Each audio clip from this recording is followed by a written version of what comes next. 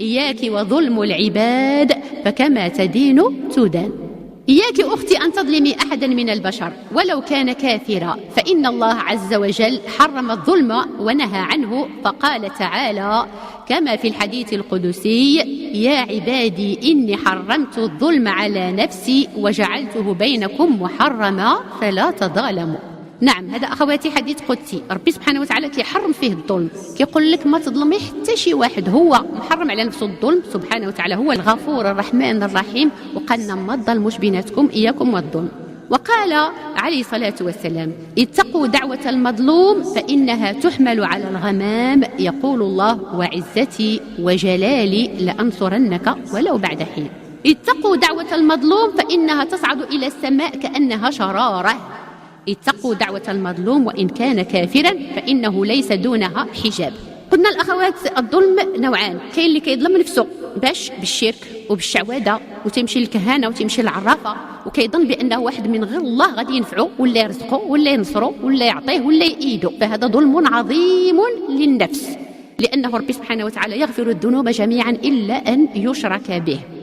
فالإنسان سواء في شدة ولا في كربة ولا في مشاكل لما تلتجئوا إلى الله، على من تنتكلوا على الله، لما تنعيطوا لله بوحده، هو اللي قادر عليك سبحانه وتعالى باش يفرج الكرب ديالك وباش يرزقك وباش ينصرك وباش يعطيك، ومن غيره ما كاينش. فمهما التجأتي من شي واحد غير الله تيخليك هو وداك الشريك، وما كاينش اللي غادي ينفعك الا الله. فمن الاخوات، فاذا اياك ثم اياك ثم اياك تكون العقيده ديالك غير سليمه، تكوني كتظني بانه شي واحد من غير الله غادي يعطيك شي حاجه.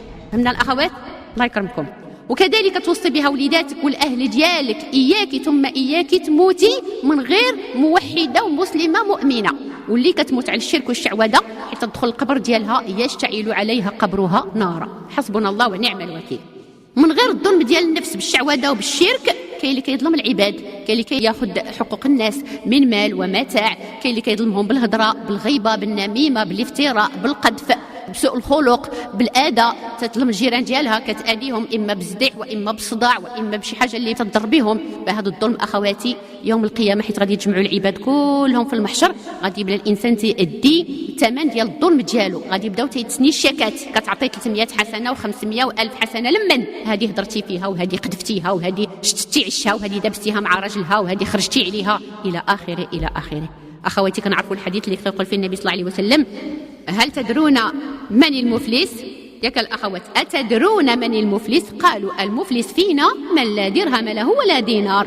قال عليه الصلاة والسلام: إن المفلس من أمتي من يأتي يوم القيامة بصلاة وصيام وزكاة ويأتي وقد شتم هذا وقذف هذا وأكل مال هذا وسفك دم هذا وضرب هذا، فيعطى هذا من حسناته وهذا من حسناته، فإن فنيت حسناته قبل أن يقضى ما عليه أخذ من خطاياهم فطرحت عليه ثم طرح في النار. هذا الحديث كنا فسرناه طويل وعريض ولكن باين وواضح. إذا إلا خديتي ديال حقوق العباد وظلمتيهم غادي تأدي وغادي تعطي من خيار حسناتك، هذه الحسنات اللي تعبتي فيهم بحرا باش جمعتيهم. تنقول لكم دائما تعطي ذهبك ومالك وممتلكات وما تعطيش الحسنات، موتي على الحسنات ما نعطيهم حتى واحد ما يستاهلهم، حتى واحد ما نفرقهم عليهم ونعطيهم له. فمن الأخوات نعم، إذا قلنا دعوة المظلوم أنت يا ناعسة وهو تيدعي عليك، يا خسارة قال لك، يا خسارة من نام وأعين الناس صاهرة تدعو عليه، ويا فوز من نام وأعين الناس صاهرة تدعو له. قال تعالى: ألا لعنة الله على الظالمين. قال لك: لا تظلمن إذا ما كنت مقتدرا، فالظلم يرجع عقباه إلى الندم، تنام عيناك والمظلوم منتبه يدعو عليك وعين الله لم تنم. مشكلة يا الأخوات هو الإنسان تيظلم وتينسى، ولكن أحصاه الله ونسوه. هضرتي وقذفتي وخاصمتي وشتتي العش ديال شي ناس ودرتي المشاكل ومشيتي تسهطي في الليل وناعسه وكتشخري، ولكن هذاك اللي ظلمتي راه رافع كفوفه لله، يا ربي تاخذ حقي، يا ربي خليتهم لي لك يا ربي، فانت ناعسه وهو تيدعي عليك. وقلنا دعوه المظلوم تتوصل حتى لله وتنصره سبحانه وتعالى.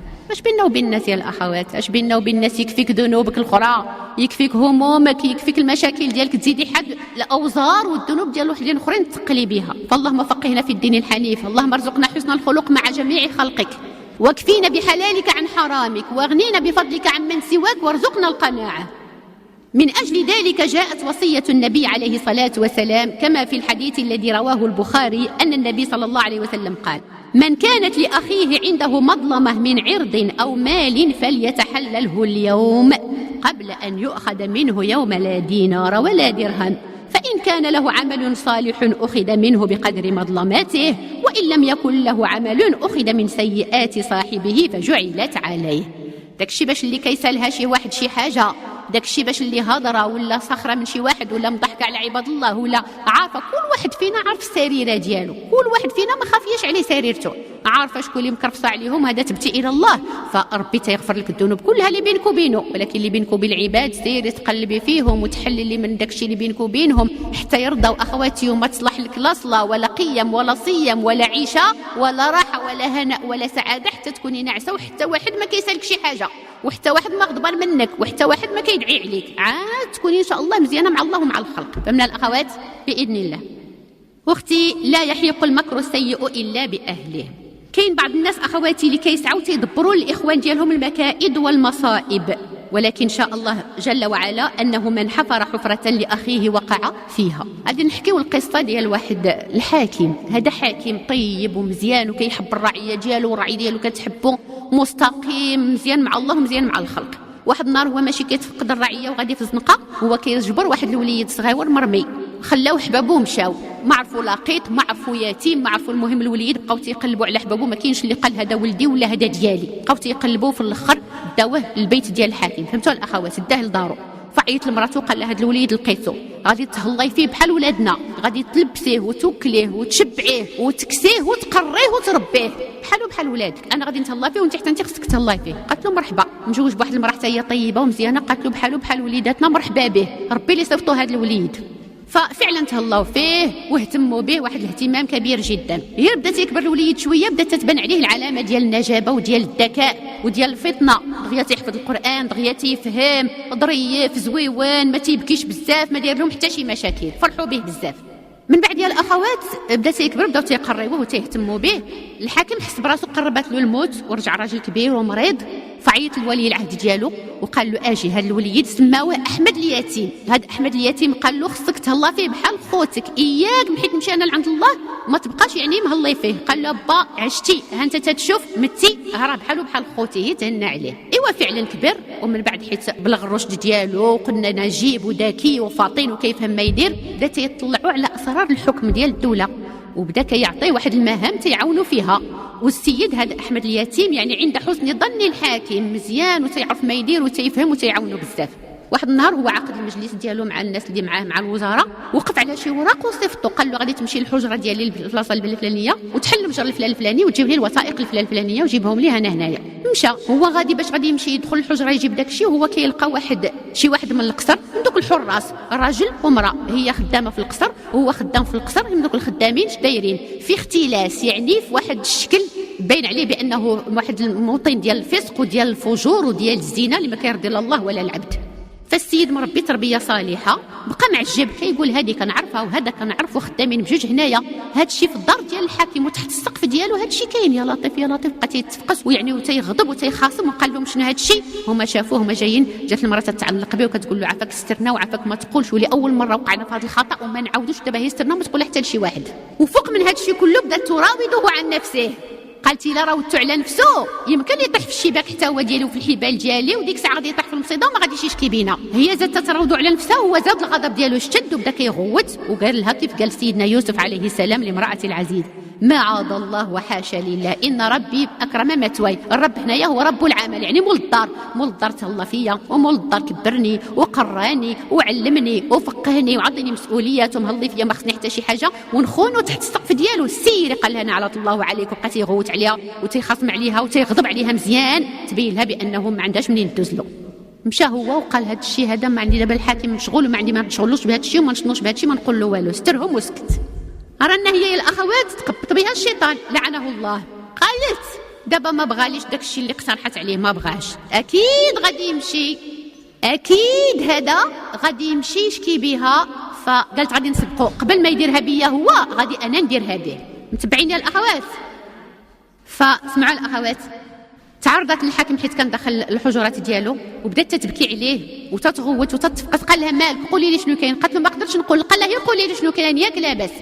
قالت له احمد اليتيم اللي انت داير فيه الثقه وكتحسبوا بحال ولدك ونخليه حتى من شي حاجه راه جا تيراودني عن نفسي وراه شد داك المراوده ديالو مره على مره وراه طيروا لي بزاف وراني اضطريت نقولها لك لانه ما عطينيش الراحه وما عطينيش هذا. قال لها كيفاش كتقولي هذا الشيء على احمد انا كنعرف الاخلاق ديالو ولد مزيان وعمرني ما شفت منه شي حاجه. قالت له هذا الشيء اللي كاين تيقتيني هو ما تيقتيني شيء سول الحراس الاخرين.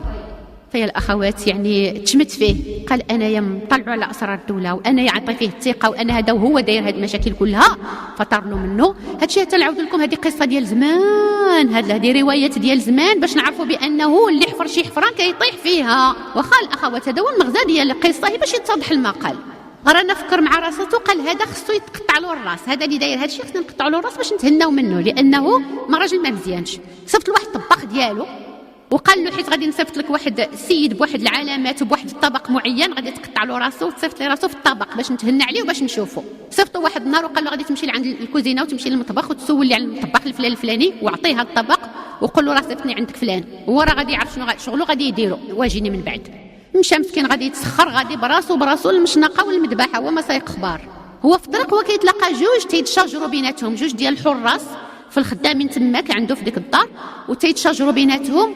هو دايز وما قالوا له اجي اخويا تحكم بيناتنا، انا تنقول له كذا هو تيقول لي كذا، انا تنفسر له كذا هو تيفسر لي كذا، خذ الحق بيناتنا، قول لنا شكون اللي عنده الحق وشكون اللي ما عندوش الحق. قال لهم شوفوا انا ما مساليش هذا الشيء ديالكم، انا غادي في مهمه للمطبخ وغادي نرجع دغيا ودابا عافاكم بعدو مني ما عنديش الوقت. قالوا له ولا بد ما تحكم بيناتنا. قال لهم انا ما مساليش. قالوا له شوف غادي نصيفطوا واحد اخر يمشي يقضي ديك المهمه ديالك، دابا انت ولا بد ما تحكم بيناتنا. فعلا هزوا داك الطبق وصيفطوه مع واحد اخر حارس اخر غادي يمشي يقضي المهمه ويمشي يديها للحاكم. فهمتوا الاخوات؟ فشاء القدر انه هذاك اللي غادي يهز داك الطبق شكون هو هذاك اللي كان باغي يوقع بديك البنت بديك الفتاه، هذا هو اللي حتى هو خايب، هذاك الزاني الخايب ياك. فمشى بيدو وهز داك الطبق ووصل عند هذاك قطع له الراس داروا له في الطبق وداه للحاكم. فهمتوا؟ حيت وصل الحاكم هذاك الطبق لقى بانه ماشي احمد اليتيم، شكون هذا اللي جايني في هذا الشيء؟ كيفاش انا عطيت اوامر اخرى وصيفطته برجلو مشى ومن بعد جاني واحد اخر.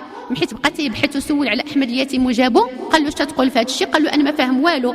قال له هاش كاين وهاش الخبر اللي جاني عليك وراني غضبت منك وطار لي منك وهاش كاين واش كاين. قال له سيدي انا عمرك ما تشوف مني شي حاجه اللي خايبه، انا ربيتوني تربيه اسلاميه وتربيه صالحه، انا عمر هادشي ما يصدر مني ولا يكون مني لا دابا ولا في المستقبل، ارتاح من ناحيتي. ولكن هذا اللي كتشوف في الطبق راه هو فلان الفلاني وراه فلان الفلانيه هي اللي ديك اللي خايبه، وجيبها وسولها وراه غادي تعترف قدامك وغادي تشوف.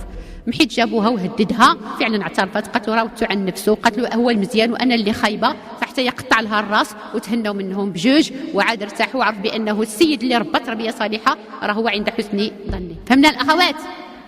فحفر حفره ولكن شكون اللي طاح فيها؟ هما اللي طاحوا فيها. نعم. مجمل القول يا الاخوات وهو انه اسمع ربي تيقولنا سبحانه وتعالى ويمكرون ويمكر الله والله خير الماكرين، وتيقولنا سبحانه وتعالى ومكروا مكرا ومكرنا مكرا وهم لا يشعرون. وتيقولوا في المثال العربي مش حال هذه زمان كانوا تيقولوا دير النيه ومبات مع الحيه.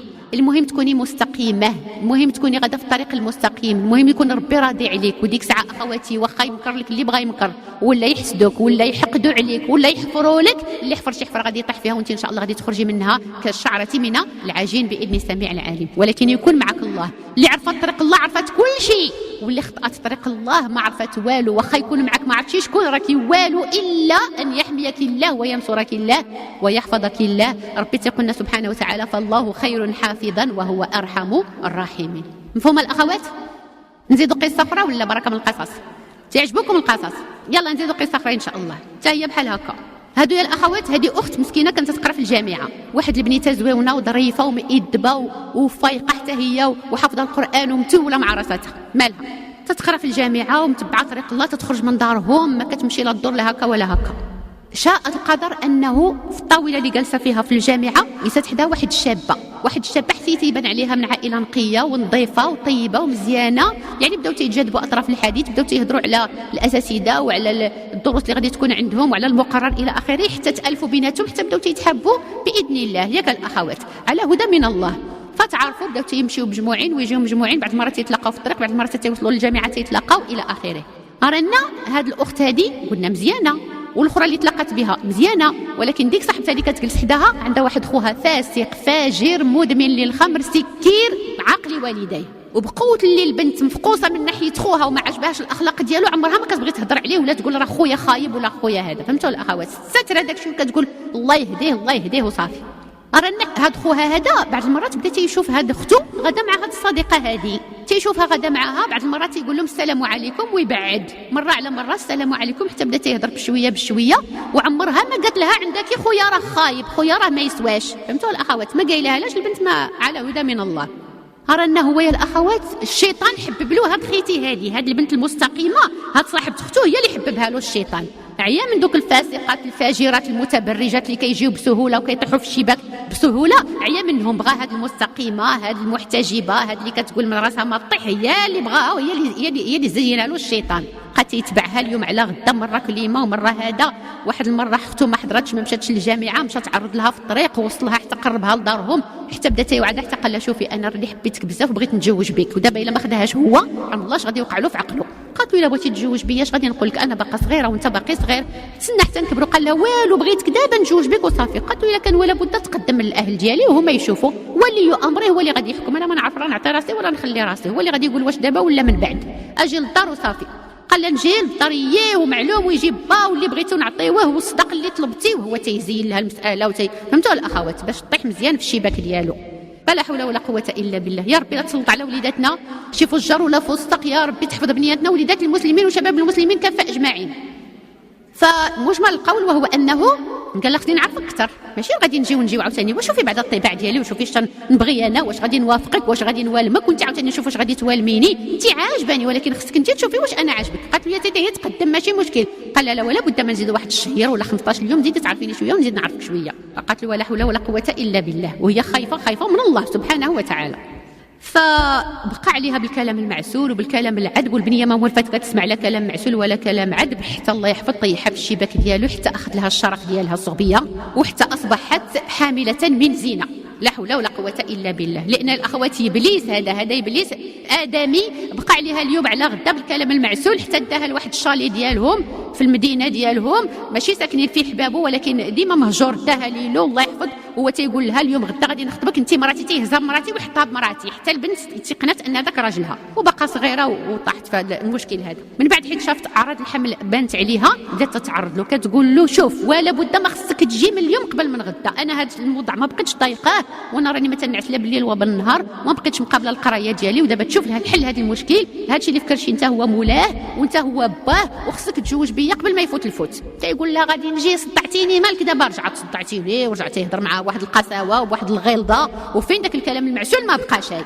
المهم مره تدفع ليها الهاتف ديالو، مره تتعرض له ما تتلقاش، مره تتمشي له لهذا، في الاخر ما بقات لا تقرا ولا والو، لزمات الباب منين تيخرج ومنين تيدخل حتى تقبطات به.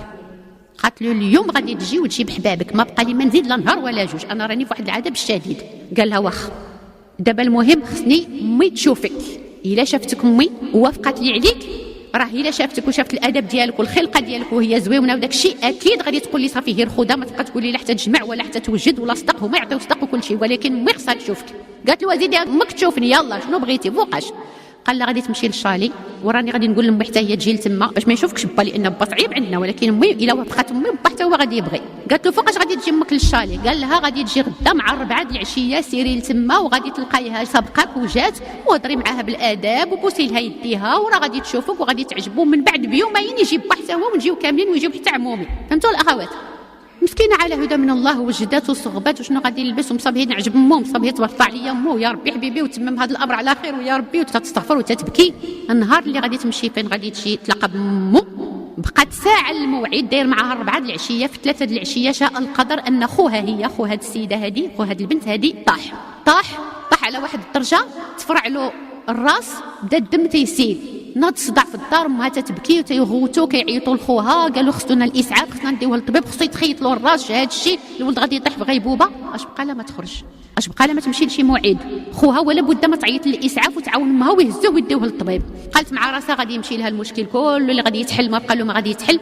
هزت الهاتف ديالها، عيطت لصاحبتها اللي كتقرا معاها وقالت لها انا مزوقه فيك، مشكلتي كبيره وما معاوده لك عليها حتى شي حاجه، دابا المهم راه خوك غادي يتزوج بيا وراني عندي مشكل كبير معاه، وقال لي خصك امك تشوفني، وامك راني دايره معاها الموعد في الشالي غادي تجي في 4، دابا سبقيني لتماك وقولي لامك تسناني ساعه المكانه على ما ندخلوا خويا المشت ويتشفوا ويشوفوا الاطباء ونخلي في الطبيب ونجي تنطر عندكم، لان انا مضطره باش نشوف امك وامك مضطره باش تشوفني اليوم.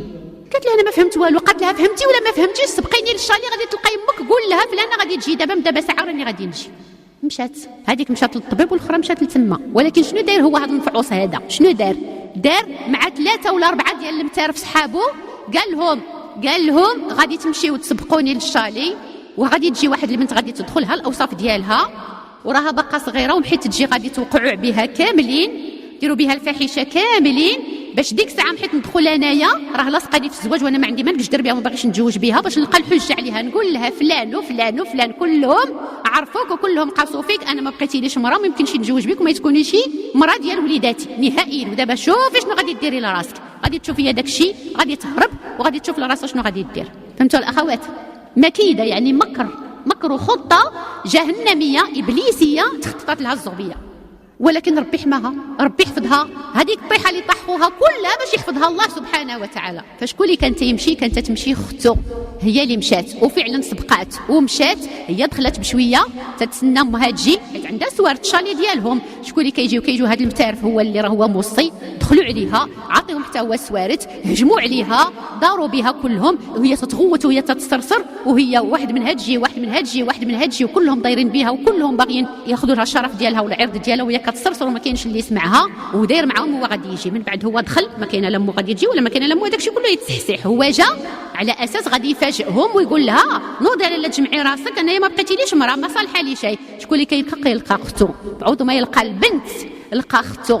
فمن ساعه تلقى واحد التصرصيره واغميه عليه، بداو تيضربوا له على وجهه وتيطرشوا وكيكبوا له عليه الماء، حيت فقال لهم شنو درتوا؟ قالوا له شنو درنا؟ قلت لنا نديروا الفاحشه بالبنت، حنايا تزنا من يدينا، هي جوج تهاميد راها ماتت، بقاو التعدوا اللي تعدينا عليها راه ماتت كاع، راه شفناها غايبه يمكن راها ماتت، حيت قلبوا البنت لقاوها فعلا ماتت، اختو ماتت لان تعداو عليها بزاف وضربوها بزاف، ولقى راسو بانه فعوت ما يخرج راسو من المشكل، واختو اللي وقعت فيه واختو ماتت وفقدت الشرف ديالها، وهو ما قواش نهائيا، خرج للزنقه، طلع الطوموبيل ديالو، حل الصندوق، جبد واحد المسدس، قتل راسو وانتحر. هي ماتت شهيده لانه تعدى عليها، هي ماتت شهيده، هي في الجنه ان شاء الله، وهو انتحر هو في النار، وهو مول هذا الشيء، هو بغى يدير هذا الشيء ببنات الناس، جاب ربي اللي غادي يديرو بحبابه بالاهل ديالو وبختو. فمن الاخوات كما تدين تدان، واللي يحفر شي حفره كيوقع فيها وكيطيح فيها. فمن الاخوات شوفوا يا الاخوات، خاص الانسان يكون السريره ديالو نقيه مع الله، ما عمر الانسان ما يظلم واحد اخر، لان اللي ظلم كيجيب ربي اللي يظلم الاهل ديالو والحباب ديالو احب الناس اليه. بالعكس نبغيو الخير للناس ونتهلاو في البعيد وفي القريب وندعيو مع الجميع باش ربي يجيب اللي يتهلا لنا في وليداتنا، واخا نكونوا غايبين ولا ميتين ولا الوليدات يتامى يجيب ربي اللي يتهلا فيهم. اما الا كنا حنا قباح والسريره ديالنا خايبه، اكيد غادي يجيب ربي اللي غادي يتعدى على الاهل ديالنا، لا حول ولا قوه الا بالله. اختي قلنا فالله خير حافظا وهو ارحم الراحمين، وهو قريب سبحانه وتعالى. يقول ربي عز وجل: واذا سالك عبادي عني فاني قريب اجيب دعوه الداعي اذا دعان. الا دعاه المظلوم كينصر ولو بعد حين. سمعتوا الاخوات؟ إلا دعاه المظلوم تيرفع الدعوة ديالو سبحانه وتعالى، الدعاء ديالو تيستجب له وتنصر ولو بعد حين. وإلا كان إنسان هو اللي ظالم، ربي سبحانه وتعالى كذلك قريب، تياخذ الحق لهذا وتياخذ الحق للآخر. وإذا سألك عبادي عني فإني قريب أجيب دعوة الداعي إذا دعان. قريب سبحانه، قريب يقول لك سبحانه أخواتي: أسمع فأجيب وأعطي البعيد والقريب وأرزق العدو والحبيب. سبحانه أسمع وأجيب. أخواتي لا يشغله سمع عن سمع، تعيطوا له انت وانا والاخرى وهو سبحانه وتعالى ما تشغليش انت، ما تشغلوش سمعك عن سمع الآخرين. أخواتي لو كنجمعوا كلنا في صعيد واحد ونقفوا جن وإنس وكل واحد فينا يطلب ويقول له: يا ربي يا ربي يعطيك أنت والأخرى وأنا والأخرى، ولا ينقص ذلك من ملكه أو من خزائنه إلا ما ينقص المخيط إذا أدخل إلى اليم. فهمتوا الأخوات؟ فسبحانه وتعالى شنو قالت عليه السيدة عائشة رضي الله عنها وأرضاها فاش نزلت الآية الكريمة: قد سمع الله قول التي تجادلك في زوجها وتشتكي إلى الله والله يسمع تحاوركما. هذه السيدة اللي كتشكل سيدنا النبي عليه الصلاة والسلام على راجلها اللي يعني دابز معاها وعطاها بالظهر وما تيعطيهاش الحقوق ديالها ومدابز معاها تتشكيل سيد النبي. فقد عائشه رضي الله عنها وارضاها ان حداهم في الحجره اللي حداهم كل ما كنسمعها وكل ما كنسمعهاش. قالت تبارك سمع الله من فوق 7 سماوات، سمعها كتشكيل سيد النبي ونزلت الايه فيها ونزل بها سيدنا جبريل بواحد السرعه مفرطه سبحانه وتعالى. أسمع فأجيب وأعطي البعيد والقريب، يعني اللي قريب لي بالعبادة وبالطاعة وبالحب وبالمودة وبالاستقامة كنعطيه، والبعيد حتى هو كنعطيه. أخواتي في الحديث القدسي نقول لكم المعنى ديالو، وهو أنه السماوات والأراضين والجبال كل شيء كتجيه الغيرة على الدين. فالأرض تقول له يا ربي يا ربي أدلني نخسف بنو آدم، والجبال كتقول له يا ربي أدلني نطبق على بنو آدم، والسماء كتقول له يا ربي أدلني حتى ننطح على ابن آدم. تيقول لهم دعوهم فلو خلقتموهم لرحمتموهم، إن تابوا فأنا حبيبهم وإن لم يتوبوا فأنا طبيبهم، أبتليهم بالمصائب لأطهرهم من المعائب. فأخواتي لتابت هي حبيبة الرحمن، يحب التوابين ويحب المتطهرين، فتعطي البعيد والقريب والضال والهذا كل شيء كياكل وكل شيء كيشرب وكل شيء مكسي وكل شيء مغطي. ماشي هذا ما كيصليش ما ياكلش، الشمس ما تطلعش عليه، المطر ما ينزلش عليه، لا كل شيء هذا. ولكن اللي تقرب له راه عنده اخواتي مزايا اخرى، راه تيدخر له الاخره، غادي يدخل له الجنه برحمته. ولكن في الدنيا يا الاخوات ما تنسى حتى شي واحد. سبحان من خلق الخلق واحصاهم عددا، سبحان من قسم الارزاق ولم ينسى احدا. اسمع فاجيب واعطي البعيد والقريب وارزق العدو والحبيب سبحانه وتعالى. نعم يا الاخوات، العدو والحبيب وكل شيء كيرزق الله سبحانه وتعالى، ما تنسى حتى شي واحد. نعاود لكم القصه ديال واحد السيد يا الاخوات.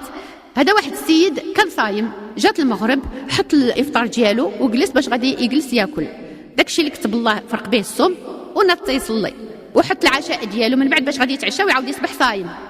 فهمنا الاخوات؟ حط واحد شويه ديال الطريفات ديال اللحم مشويين وحطهم غادي يجلس ياكلهم. يلاه بدا غادي يهز القطعه الاولى يبدا ياكلها، وهي كتجي واحد القطعه بواحد السرعه مفرطه، بسرعه مفرطه هز له طير له داكشي اللي في الصحن ديالو ومشى تتسبق به القطه ولا القط. هو بقى مبهوط هو مشلو تيقول سبحان الله، يلا هادشي غادي نجلس، يلا انا كون نقتات به غادي نصبح صايم. جا هذا المفعوص من القط طير هادشي ومشى في حالاته، لا حول ولا قوه الا بالله. هو راجل كبير ما يمكنش يتبع القط، فبقى متبعوه بالنظر تيشوف.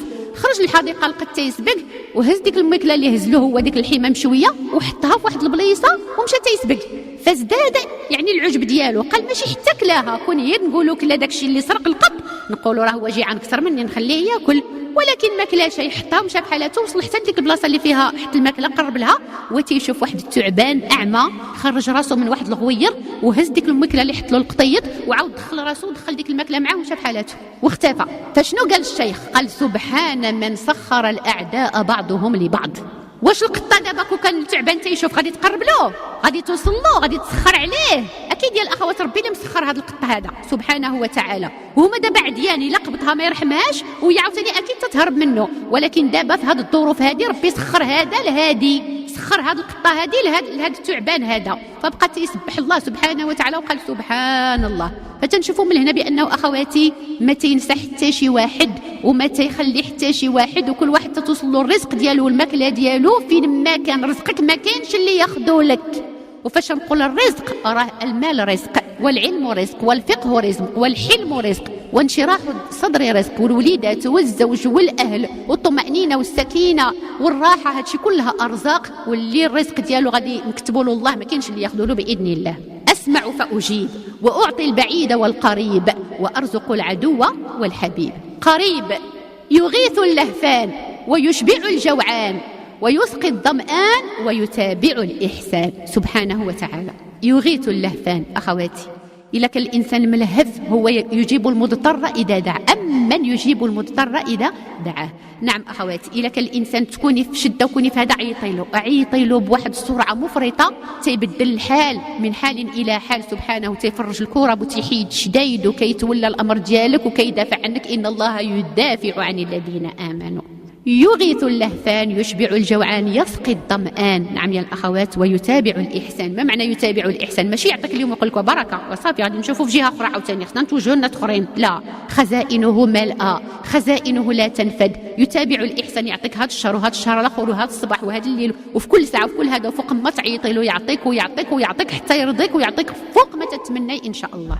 قريب، عطاؤه ممنوح، وخيره يغدو ويروح، وبابه مفتوح، حليم كريم صفوح سبحانه وتعالى. نعم أخواتي، العطاء ديالو ملي كنتي انتيا جنين في كرش امك صيفط ربي الملك وكتب لك الرزق ديال كله والاجل ديالك كله، واش انتيا سعيده ولا شقيه، وكتب لك اخواتي الاجل ديالك فوقاش غادي تموتي. اذا ارتاحي بالنسبه للرزق ديالك، ارتاحي وحطي الحمل ونطلبوه من باب يعني ديال الحلال، ونطلبوه بعزه نفس، وما يبقاش الانسان تابع الحرام. حسبنا الله ونعم الوكيل، لان ما غادي تاخذيه غير اللي كتبها لك الله سبحانه وتعالى. عطاؤه ممنوح، وخيره يغدو ويروح. قلنا في الصباح وفي العشيه وفي كل وقت الخير ديالو موجود. بابه مفتوح. اخواتي، واش كتعرفوا شي واحد اللي يمكن لك تدخلي عليه بواحد السرعه مفرطه بحال كي كندخلوا على الله، مجرد ما تتوضي وتقولي الله اكبر، هانتي ربي سبحانه وتعالى معك بعلمه سبحانه، ياك حبيبه ديالي، ونصب وجهه لوجهك وكيتصنت لك وعاطيك قيمه، وانت اللي كتنهي المقابله.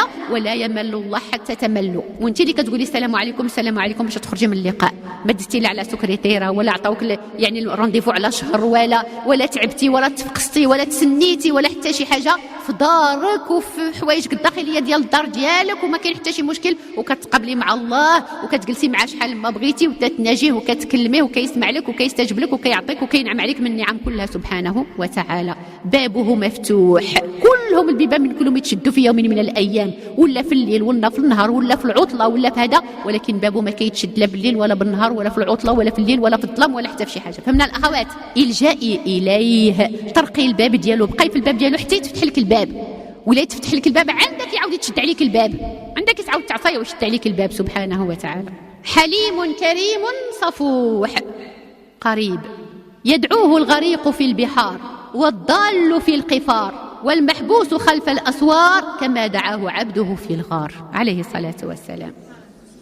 يدعوه الغريق في البحار. تيقولنا ربي سبحانه وتعالى مع الأسف تيكونوا شي ناس في قاع البحر يا الأخوات ولا في البحر غاديين، والأمواج والعاصفة والرياح، وتيبقاو يطلبوا الله مخلصين له الدين، لأن الإنسان حتى يكون في الشدة البحر شكون غادي يجي ينقذك من غير الله، وحتى في البر. ولكن الناس تتغلط، تيسحب راه غادي يجي فلان ولا فلتان. في البحر تيعرفوا راسهم بانهم بعاد بزاف، لما تيعيطوا الكريم القادر المقتدر سبحانه وتعالى، فتيطلبوه مخلصين له الدين، يعني من غير شريك من غير ند. يا ربي يا ربي نجينا من هذا البحر، يا ربي من هذه الامواج، يا ربي من هذه العاصفه، يا ربي حبيبي تنجيهم وتنجيهم البر، هما تيعاودوا يرجعوا للشرك والشعوذه والظلم انفسهم ولغيرهم. فهمتوا الاخوات؟ تيعاتب عليهم الله سبحانه وتعالى. فتيقول لك يدعوه الغريق في البحار، وتيتصنت له وتيجبدو وتينقدو وتيحميه سبحانه وتعالى. والضال في القفار، كاين عاوتاني تيكون في صحراء قاحله ما كاين حتى شي واحد، وهذه قصه وقعت لواحد السيد يا الاخوات، غادي على هدى من الله، غادي في الصحراء راكب الجواد ديالو، غادي عنده متاع قليل، راجل بسيط، عنده واحد القربه ديال الماء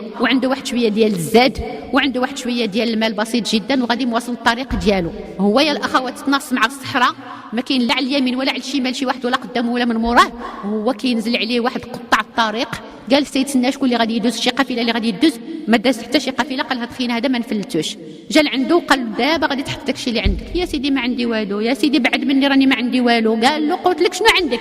قال له عندي شويه د الماء، وشي داك الماء محتاج له، عندي شويه د الماكله راها لهنايا، عندي شي شويه د الماء باش نقضي حاجه. قال له ما غادي تخلي عليك والو، غادي تحط كل شيء، واش نخليك بالعمر ولا ما نخليكش بالعمر؟ انا غادي نفكر شنو غادي ندير بك. قال له لا حول ولا قوه الا بالله. مع من غادي يهضر هذا السيد هذا؟ لما غادي يلجا الى الله، الى الله سبحانه وتعالى. فقال له الله يجازيك بالخير، تنطلب منك حاجه وحده. قال له طلب ولا لا تطلبش، دبر راسك. قال له ما عنديش الوقت ليلك. قال له اعطيني قسماين. قسماين؟ قال له اش غادي دير في قسماين؟ شكون اللي غادي يجي يغيثك في قسماين؟ قال له غادي يغيثني المغيث، انا بغيت نصلي ركعتين موت شهيد باذن الله، وديك الساعه دير اللي بغيتي. قال له صلي ركعتين ولا 4 ولا طول، انا جالس هنا تنرتاح، الماء ديالك انا تنشربو، الماكله ديالك انا كناكلها، وحيت سالي غادي نقضي عليك وغادي نوض نمشي في حالاتي. فسجد لله سبحانه وتعالى، دخل في الصلاه، كبر ودخل في الصلاه وقرا داكشي اللي كتب الله القران، وركع وسجد وكيعيط لله: يا مغيث اغثني، يا مغيث اغثني، يا مغيث اغثني. غادي يغيثوا المغيث ولا ما غاديش يغيثوا يا الاخوات؟ اكيد اكيد اكيد سبحانه وتعالى. فكيصيفط ربي سبحانه وتعالى اللي غادي يغيثوا، فما كان منه الا انه انتبه وكيشوف واحد الشراره ديال الرمله دغيا وكيقول هذا الشيء منين جا هذا الشيء، حتى تيشوف واحد السيد جاي الاخوات عليه واحد الوقار وواحد اللباس ابيض وواحد القوه وواحد هذا وفي واحد الجواد حتى هو كيفاش داير، وقطع الراس ديال هذا، قطع الطريق اللي باغي يقطع له هو راسو وقضى عليه وشاف راسو بانه هذا العدو هذا هو جاب ربي اللي يحفظه منه واللي يهنيه منه. قال له شكون انت؟ شكون انت يا هذا الراجل الطيب اللي صفتك ربي ليلي؟ شكون انت يا؟ قال له انا اللي صفتني لك المغيث اللي عيطتي له واستغثتي به، هو غاتك بيا. انه قال له فاش قلتي منه بالاولى يا مغيث اغيثني زعزعات، قال له الملائكه اللي في سماء الدنيا كلهم تيتهاتفوا شكون اللي غادي يهبط يغيثك.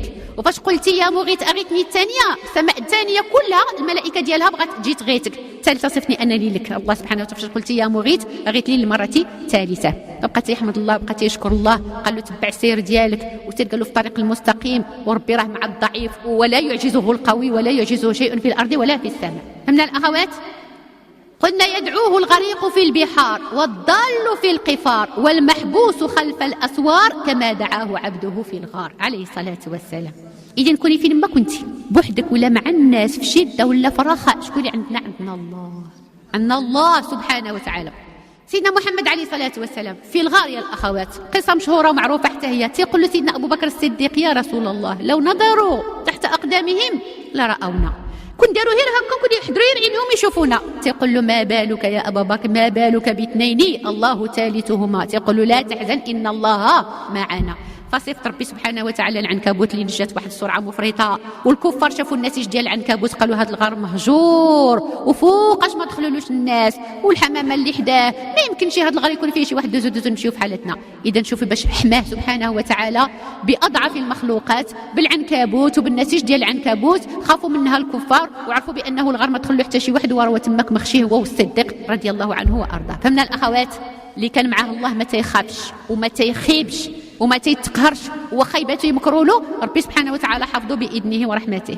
قريب فرجه في لمحة البصر وغوثه في لفتة النظر، المغلوب إذا دعاه انتصر، اطلع فستر، علم فغفر، عبد فشكر، أوذي فصبر. سبحانه وتعالى فرجه في لمحة البصر، ولكن فوقاش؟ فوق ما بغى هو وبالكيفية اللي بغى هو وفي المكان اللي بغى هو. فلا تستعجلي، أتى أمر الله فلا تستعجلوه. فهمتوا الأخوات؟ حيت يبغي الله انت عيطي، انت عليك الدعاء، انت عيطي له وحديه سبحانه وتمسكي به وسيري في الطريق المستقيم ديالو. ولكن حيت يبغي هو راه هو غادي يصيفط لك الفرج، حتى يبغي هو، حتى تدوزي من الامتحان ويختبرك ويشوف ويمحصك، وديك الساعه الفرج آتي بإذن الله، في لمحة البصر يأتي بإذن الله. غوثه قلنا فرجه في لمحة البصر، غوثه في لفتة النظر. دوري وجهك هكا وهكا تلقاي المشكلة تحلت، الأمر تقضى، البنت تزوجات، الولد لقى الخدمة، الراجل تشافى، المسائل سوات، الظالم مات. فهمنا يا الأخوات؟ بإذن الله. المغلوب إذا دعاه انتصر، أكيد. اطلع سبحانه فستر، علم فغفر، عبد فشكر، أوذي فصبر. سيغفر الذنوب كلها يا الأخوات.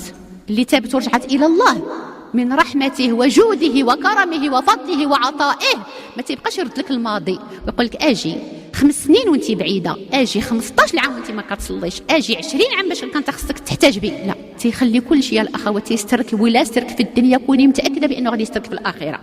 كوني متاكده بانه ما استرك في الدنيا الا وباغي يسترك في الاخره. فاحمديه واشكريه وتوبي وانيبي الى الله سبحانه وتعالى قبل ان ياتي الموت. قلنا الاخوات توبي، واخا توبي في 40 في 50 في 60 عام توبي وكتصبحي حبيبة الرحمن، لأنه يحب التوابين ويحب المتطهرين. عبد فشكر، يشكر القليل من العمل ويغفر الكثير من الزلل. شوية ركعتين تعطي عليهم ثواب كبير، غرفة في الجنة باش بركعتين في جوف الليل، بتبيحة وحدة يغرس لك غراس الجنة، تيعطيك قصر في الجنة لبنة من فضة ولبنة من ذهب. باش شنو درتي كذا وكذا وصلحتي بين اثنين وتكفلتي بشي يتيم ومشيتي خطوات في سبيل الله وقلتي كلمات لنصر الدين سبحانه عطاء، حتى تمشي وعاد تشوفي شنو موجد وشنو عاطيك وشنو غادي يعطيك وشنو غادي يعطيك برحمته سبحانه وتعالى، ماشي بالعمل ديالنا، برحمته بفضله وجوده وكرمه. نعم. قلنا أخواتي فرجه في لمحة البصر، غوته في لفتة النظر، المغلوب إذا دعاه انتصر، اطلع فستر.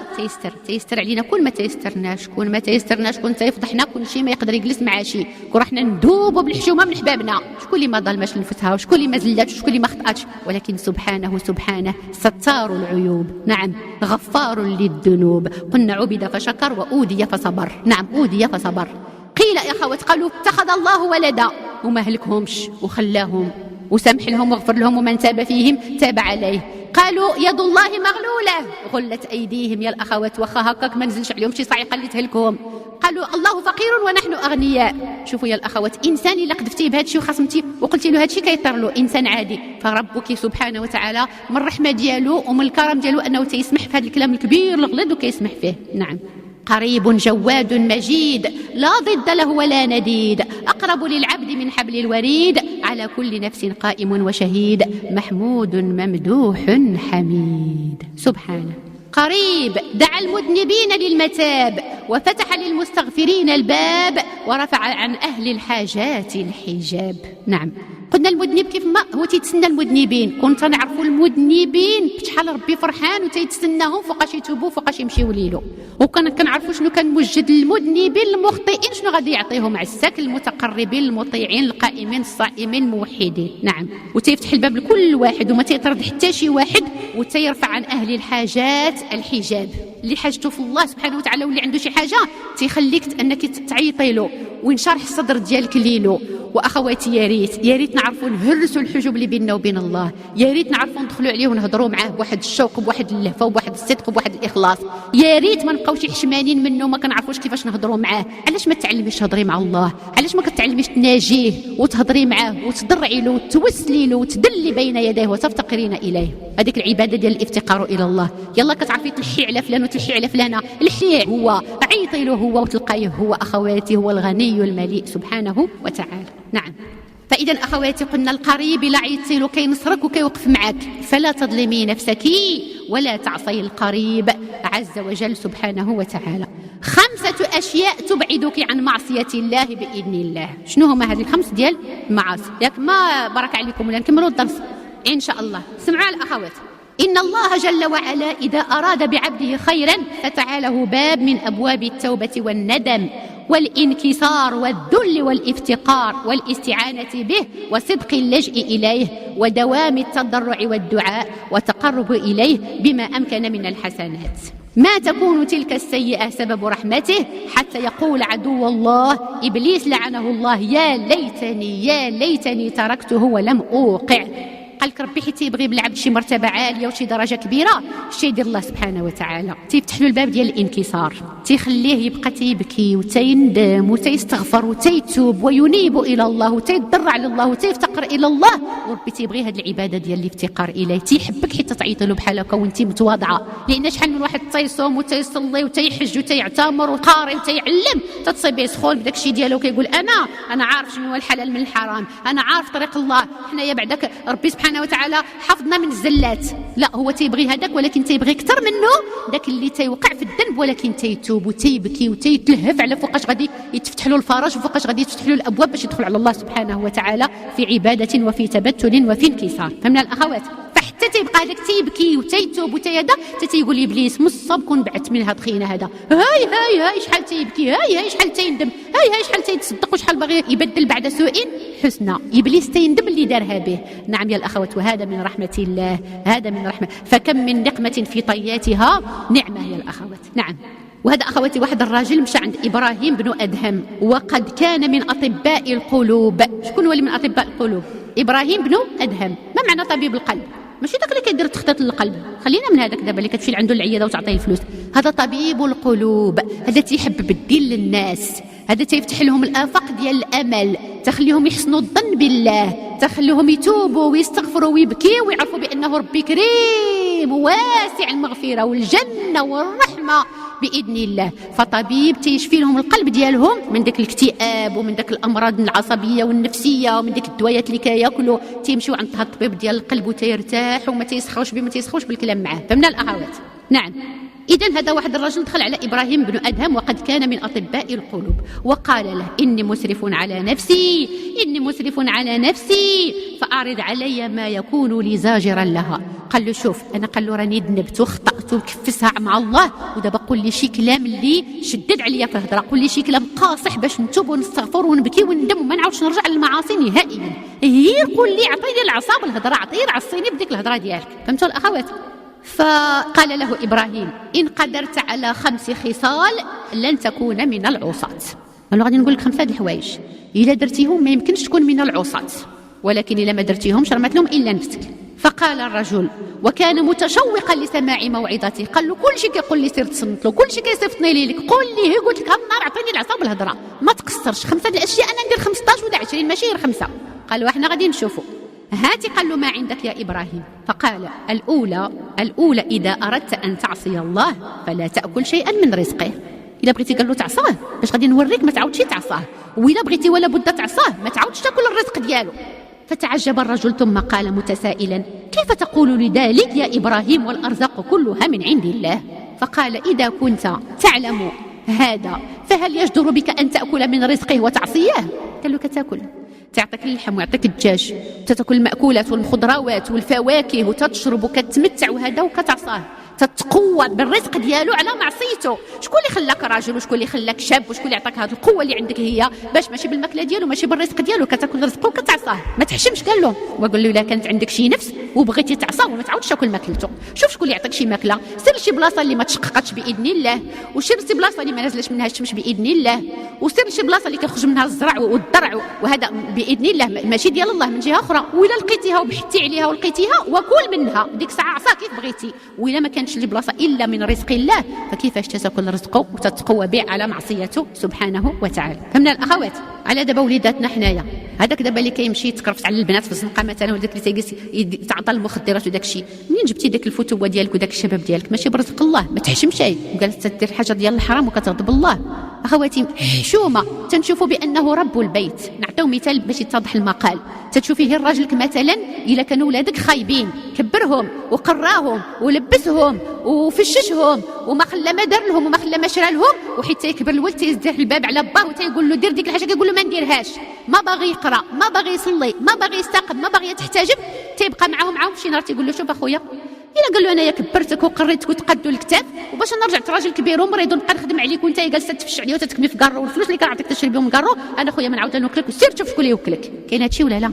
شي نهار غادي يضر له غادي يقولها له، حتى الا باقي ما قالهاش غادي يجي نهار فين يقولها. فهذا باه شوف تيقول له، فكيف بالخالق البارئ المصور؟ ومع ذلك يا الاخوات تناكلوا الانسان ضال وفاجر وفاسق وتيغديه وتيكسيه فقال له ابراهيم بن ادهم الا بغيتي تعصيه وصريتي على الاصرار على المعصيه وما تعاودش تاكل من رزقه، لا تاكلش من رزقه. فمن الاخوات فبقى تيفكر، قال ما كاينش شي بلاصه اللي فيها الرزق الا الله، فاذا ما يمكن ليش ناكل رزقه ونعصاه في نفس الوقت. هاتي الثانيه، قال له خلينا من هذه، قول لي وحده اخرى يلا، حيت قال له 5 ديال الحوايج، تبعيني ولا لا؟ المساله الثانيه يا الاخوات، قال له هاتي الثانيه، قال له إذا أردت أن تعصي الله فلا تسكن في بلاده.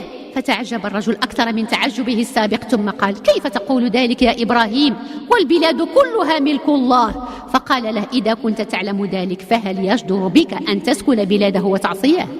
ساكن فوق الأرض ديالو ومغطي بالسماء ديالو وسبحانه وتعالى كلها بلاده كلها أرضه كله الكون ديالو كله مسخره للإنسان، ساكن عنده وتتعصاه، ساكن عنده وتتحاربه، ساكن عنده ما تتحبوش، ساكن عنده ما كطيعوش، وإلا بغيتي تعصاه وخرج من بلاده سير تشوف لك شي بلاصه فين تسكن. قال له كيفاش تقول لي هذه الهضره يا ابراهيم؟ واش بغيتي تحمقني؟ واش كاين شي بلاصه اللي تيملكها واحد اخر من غير الله؟ هذه هي الملكيه ديال الاستخلاف، يعني الانسان غير مستخلف فيها غير لواحد الوقت معين، اما شكون هو وارث السماوات والارض هو الله. قال لهم حيت عرفت داك الشيء مالك تتعصى في بلاده، مالك تتعصى على ارضه، تتاكل رزقه وساكن في بلاده وتتعصى وما تتحشمش وعينك صحيحه. قال له هاتي الثالثه، ارى الثالثه. قال إبراهيم إذا أردت أن تعصي الله فانظر مكانا لا يراك فيه فاعصاه فيه. فقال كيف تقول ذلك يا إبراهيم وهو أعلم بالسرائر، يعلم السر وأخفى ويسمع دبيب النملة على الصخرة الصماء في الليلة الضماء. قال له إبراهيم إذا كنت تعلم ذلك فهل يجدر بك أن تعصيه؟ قال لا.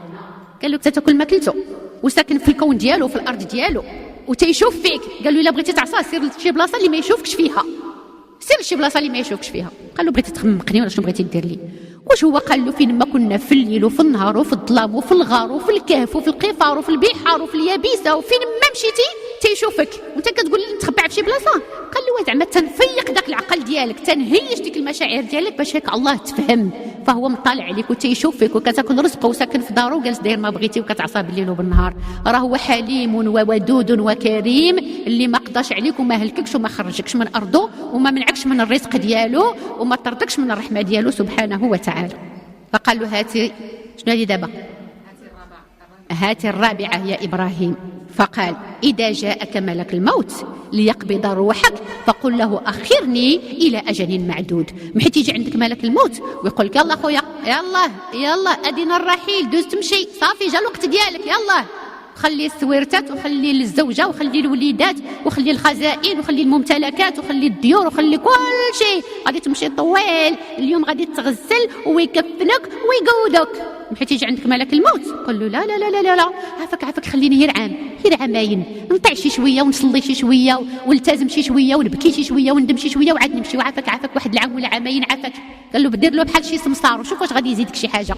قال له لا تنعرف بانه ما يزيدش. قال له لا ما خلاكش عام ولا عامين، قول له شهر ولا شهرين، قول له نهار ولا يومين، قول له ساعه ولا ساعتين، والله ما يخليك حتى دقيقتين. قال له ما يخليكش دقيقه ولا دقيقتين ما كايناش. اذا جاء اجلهم فلا يستاخرون ساعه ولا يستقدمون. قال له حيرتيني معك. قال له انا عارف بانه ما غاديش يبغي لي ملك الموت وما غاديش يتصنت لي. قال له عارف بانه ملك الموت يمكن يدخل عليك اليوم، يمكن دابا، يمكن في هذه الدقيقه هذه ويقبض روحك وانت كتاكل رزق الله وعايش في الكون ديال الله وكيشوف فيك الله وما غاديش يخليك ملك الموت، ومع ذلك باقي ما بغيتيش تتوب ومع ذلك باقي تتعصاه. يا هذا الراجل كيفاش غادي نهضر معك كيفاش غادي نعلمك؟ قال له طبعا عطيني الخمسه وهنك الله. شنو هي الخمسه؟ قال قلنا الآية فإذا جاء أجلهم لا يستأخرون ساعة ولا يستقدمون. فقال له إذا جاءك الزبانية وهم ملائكة جهنم ليأخذوك إلى جهنم فلا تذهب معهم. فما كاد الرجل يستمع إلى هذه الخامسة حتى قال باكيا كفى يا إبراهيم كفى، أنا أستغفر الله وأتوب إليه ولزم العبادة حتى فارق الحياة. الخمسة شنو هي؟ قال لهم حيت يجيوك الملائكة ديال جهنم ويقولوا هاد خينا ما صلى ما صام ما قام ما وحد ما طاع ما دار والو، هذا جهنم ولا نلويو عليه ورا نديوه لجهنم. حيت يجيوك الملائكة ديال جهنم قول لهم لا ما نمشيش معاكم، بعدوا مني، سيروا عليا وصفت لي شي واحد اللي يفكك منهم. قال له عارف بان الملائكه ما غادي يفكني منهم حتى شي واحد، مامورين من عند الله، واش تضحك عليا؟ قال له سير اخويا ما حدك ستاكل رزقه وعايش في بلاده ومطلع عليك وملك الموت ما يمكن له شي اخرك والزبانيه ما يمكن لهمش صفتهم عليك، فنوض من اليوم قبل من غدا، نوض تغتسل ونوض تتوب ونوض تبكي ونوض تندم ونوض توجد قبل ما يفوتوك خمسا قبل خمس. فهمنا الاخوات؟ ايوا يا الاخوات هذا هو قلنا الدرس ديالنا كان ما تظلمي حد وما تظلميش نفسك، وراه اللي دار شي حاجه كدار له قلنا كما تدين تدان، وإلا عرفتي كل شيء ولا خطأتي الطريق ديالو ما عرفتي حتى شي حاجه. وكيف تنقول لكم دائما دعي الناس جانبا واتخذي الله صاحبا، وراه العمر ما بقى منه والو، وراه قربنا نمشيو لعنده سبحانه وتعالى، وراه الحياه قصيره مهما طالت والعمر غادي ينقضي مهما طال. فارجعي الى ربك وتوبي وانيبي واستغفري واغتنمي خمسا قبل خمس تظفري بجنه عرضها السماوات والارض اعدت للمتقين. واقول قولي هذا واستغفر الله لي ولكم. أعوذ بالله من الشيطان الرجيم. بسم الله الرحمن الرحيم. والعصر إن الإنسان لفي خسر إلا الذين آمنوا وعملوا الصالحات وتواصوا بالحق وتواصوا بالصبر. اللهم اجعلنا من الذين آمنوا وعملوا الصالحات وتواصوا بالحق وتواصوا بالصبر. اللهم اجعلنا ممن يستمع القول فيتبع أحسنه. اللهم أرنا الحق حقا وارزقنا اتباعه وأرنا الباطل باطلا وارزقنا اجتنابه. اللهم وفقنا إلى كل خير وأصرف عنا كل شر. اللهم تب علينا جميعا لنتوب. اللهم لا تدع فينا شقيا ولا محروما. اللهم برحمتك وجودك وكرمك اشفينا واشف مرضى المسلمين. اللهم اشف اختنا في الله. اللهم ابدلها دما خيرا من دمها وصحة خيرا من صحتها واعدها الى الحياة الدنيا برحمتك يا ارحم الراحمين في صحة جيدة في طاعة وفي عبادة. اللهم اشفيها واشف مرضى المسلمين وارحم اباءنا وارحم موتى المسلمين واهد شبابنا واهد شباب المسلمين واعز الاسلام والمسلمين واذل الشرك والمشركين ودمر اعداء الدين وانصر المسلمين في كل مكان. اللهم من اراد بالاسلام خيرا فزده من خيرك وفضلك وفضلك وجودك وعطائك وكرامك. ومن أراد بالإسلام شرا فاجعل كيده في نحره وخذه إليك أخذ عزيز مقتدر واجعل الدائرة عليه. وصل اللهم وسلم وبارك على خير الأنام وسيد الرجال قدوتنا وأسوتنا عليه الصلاة والسلام. سبحانك اللهم وبحمدك نشهد أن لا إله إلا أنت نستغفرك ونتوب إليك. سبحان ربك رب العزة عما يصفون وسلام على المرسلين والحمد لله رب العالمين. ودوما يتجدد اللقاء بمشيئة الله تعالى، مع تحيات أبو هاجر، والسلام عليكم ورحمة الله وبركاته.